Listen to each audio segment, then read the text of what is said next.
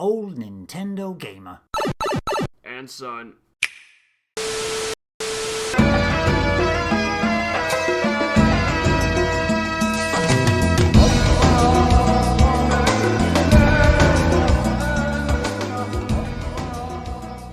Bad E3 isn't just all about Nintendo, Nick and Greg. We've also seen other companies releasing certain games and saying, hey, this is coming, this is coming. And I think the one that struck me first was Ubisoft's Mario & Rabbids Sparks of Hope. I did like the first game. This is looking more of an open world, even in its strategy. You know, there's no boxes where people move around. It's just kind of free kind of form strategy game. Looking forward to it, but as I said on Discord there, Greg, something maybe 2 years' time when it's down to £7.50 like the original one. Well, I think in the last podcast, you both didn't think it was coming. Yep.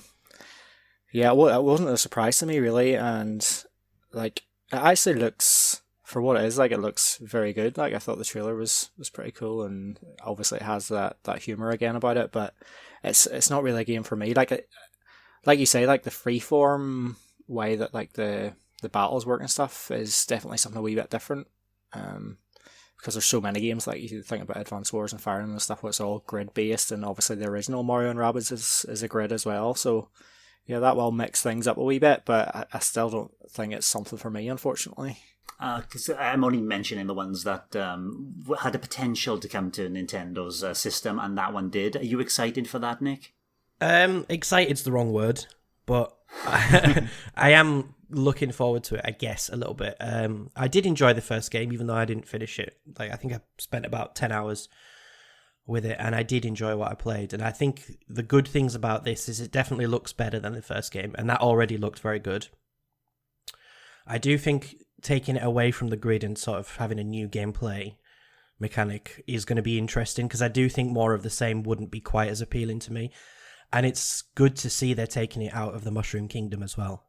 It looks like it's going to be sort of inspired a bit by Odyssey, where it's going to lots of different worlds and strange places. So that as well is quite interesting, but it's a good year away at least, I think. So plenty of time to get hyped later on. But it was a good first showing. Can I give my little prediction for the bad guy?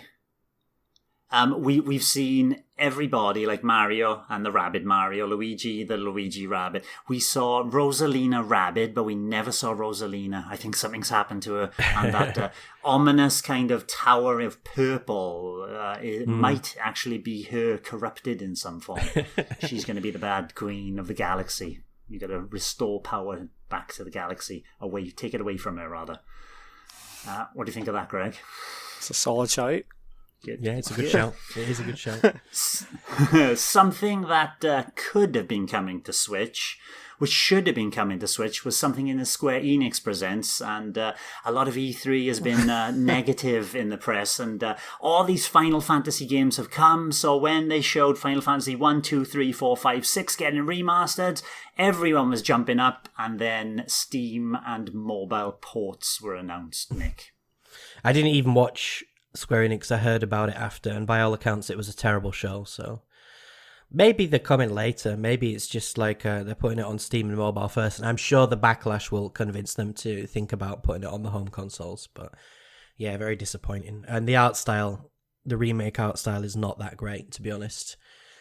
I would love them to do Dragon Quest 3 HD or 2D HD, whatever it's called. Do that for all the Final Fantasy games. It seems like a no-brainer if they want to make a lot of money, but whether they will is another question. Maybe they're holding it back for a future release. Yeah. I thought maybe it was like, in Nintendo Direct, they were going to show these 6 games and, it's coming to Nintendo as well. See, you all got het up for nothing there, Greg. Well, I haven't even seen like the graphics or anything, like, and I didn't see the presentation either, so like I was almost kind of laughing whenever I seen that it was all come to mobile, like thinking, we're all a wee bit precious that we sort of need it on consoles instead of mobile, like everybody has a mobile. And then I was sort of thinking, like, if that was like Wave Race coming back and Nintendo said exclusively to mobile, I'd be raging. So yeah, I understand. Yeah. Now, for me, that is pretty much all the kind of third-party developers that I was interested in. Capcom didn't show anything new and all that. But is there anything else you want to talk about, Greg, from before the Nintendo one? I think this was a really, really, really terrible E3 overall.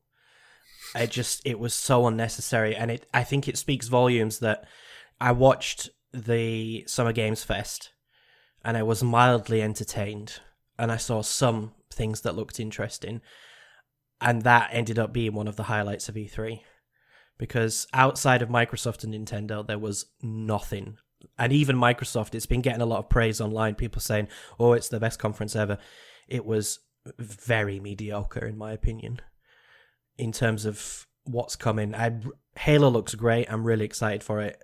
Seeing Forza Horizon 5 as well was really cool. But there was nothing really. Stalker 2 looks interesting. But apart from that, I didn't really see much in Microsoft conference to make me go, wow, I'm so glad I got an Xbox. It was just sort of standard made me fare. go, wow, I'm so glad I got rid of the Xbox. Not even Starfield. It was awful. There's nothing interesting there for me. I would have liked to have seen a little bit of gameplay. I can't believe it's a year and a half away. So yeah, it's just, I mean, it was fine. There was nothing terrible. There was nothing offensive in it. There was nothing that really made me think, I'm so glad I picked this up. I'm really looking forward to Halo. I'm going to have a ton of fun with that. Definitely. I can see the online multiplayer looks amazing. I'll go through Forza 5 and enjoy it a lot. But outside of that, for this year at least, there wasn't really anything that I saw that I can't already really get on Game Pass and have a decent amount of fun with. I'm sure there's a couple of games I'd like to try, but I won't be purchasing anything for sure. Well, I suppose that was the big thing about the conference, really. Like, pretty much every trailer that came up, it was like, play it day one on Game Pass. Like, so, like, there was lots of stuff there. There was. It's just whether that stuff's for you or not, really. And to be honest, like, I didn't see all the conference, but I seen like quite a bit of it, and like, most of it would just seem like things that just not for me, and all very like samey or something. I don't know. Like, I think I'm almost at the point where everything just like feels the same. Or it's like we've seen this before, and I suppose that's probably true of Nintendo as well. But like, there was absolutely nothing that got me excited. Like, wow, I really need this. That's old age kicking in, yeah. Yeah, 100%. You've seen it all before. Thanks for watching, and don't forget to hit the subscribe button and give us a like if you've enjoyed our content. You can also check out our other great content on Twitter, Facebook, Instagram, and the N-E Café podcast from all good podcast providers. Just follow the links in the description below.